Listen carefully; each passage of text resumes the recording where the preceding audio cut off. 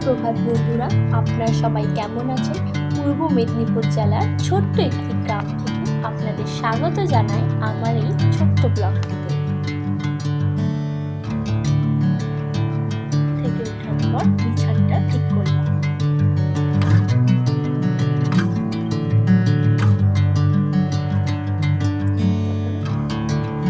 তারপর থালা বাসন ধুলাম এবং জল খাবার খেলাম।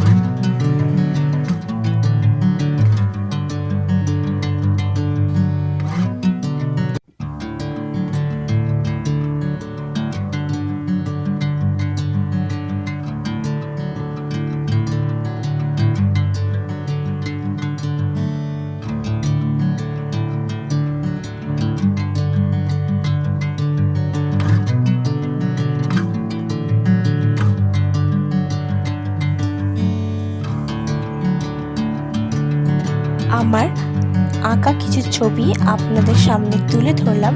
কেমন হয়েছে কমেন্টে জানাবেন।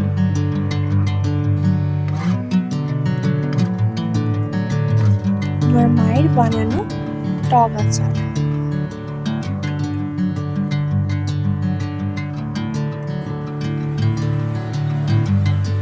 আজকে দুপুরের মেনু হিসেবে ছিল ভাত, আলু ভাজা, মাংস এবং আম আর লেবু।